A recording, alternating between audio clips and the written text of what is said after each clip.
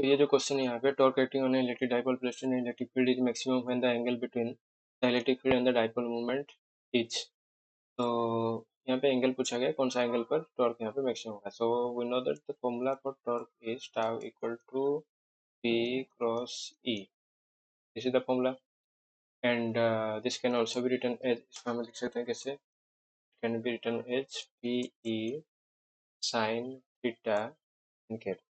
तो यहाँ पे एन कैप यहाँ पे टॉर्क का डायरेक्शन को इंडिकेट कर रहा है। सो मैग्नीट्यूड वाइज अगर हम लिखेंगे तो क्या होगा, torque will be equal to P E sine theta. तो ये फॉर्मूला है टॉर्क निकालने के लिए जब dipole moment and electric field दोनों प्रोवाइड किया जाता है, ठीक है, with some angle between them. तो यहाँ पे एंगल वाइज पूछा गया है कि एंगल, कौन सा एंगल पर यहाँ पे टॉर्क मैक्सिमम होगा। तो टॉर्क यहाँ पे ये तीन फैक्टर के ऊपर डिपेंड करे, एक तो डाइपोल मोमेंट, इलेक्ट्रिक फील्ड, ठीक है, और दूसरा है यहाँ पे एंगल, ठीक है, साइन का वैल्यू कौन सा एंगल पर।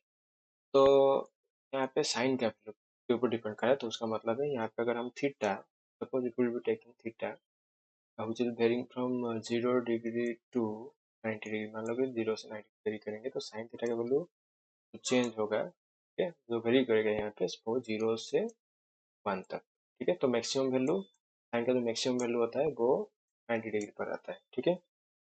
तो मैक्सिमम अगर 90 डिग्री पर आ रहा है तो टॉर्क भी वही उसी केस में ही हमें लेना पड़ेगा। टॉर्क अगर अगर थीटा यहाँ पे 0 डिग्री लेंगे, if will be taking 0 degree, then torque will be 0।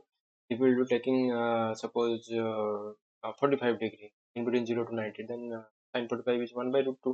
So then torque will be half of this 1 by root 2 times this one, this P. And when theta equal to 90 degree, then this sin 90 will be equal to 1. So then in that particular case, torque will be equal to simply PE, and which will be our maximum value, ठीक है। तो ये maximum है, तो इसका मतलब है जब थीटा यहाँ पे 90 डिग्री होगा, that means when dipole moment will be making an angle of 90 degree with the electric field, तो उस केस में यहाँ पे टॉर्क मैक्सिमम होता है, ठीक है। और जब 0 डिग्री या फिर 180 डिग्री वाला जो केसेस है उसमें आपका टॉर्क क्या होगा, टॉर्क वहाँ पे मिनिमम होगा, ठीक है। तो ये केस हम लोग ले लेते हैं, case pure wise representation. So this is our electric field.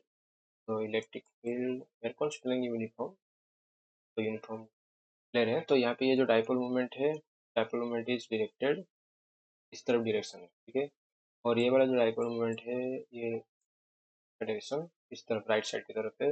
और ये जो डाइपोल है, इसका जो डाइपोल मोमेंट है वो लेफ्ट साइड की तरफ, ठीक है, लेफ्ट फर्स्ट लेफ्ट, ठीक है। तो यहाँ पे इलेक्ट्रिक फील्ड और डाइपोल मोमेंट के बीच में एंगल यहाँ पे कितना आ रहा है, 180 डिग्री आ रहा है।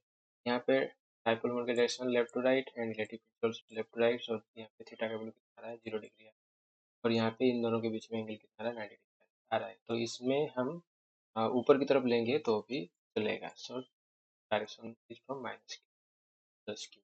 तो यहाँ पे भी एंगल कितना आ रहा है, यहाँ पे एंगल 90 डिग्री आ रहा है। So theta over here is 90 degree. So इस वाले पर्टिकुलर केस में यहाँ पे टॉर्क क्या होता है, जनरली मैक्सिमम आता है।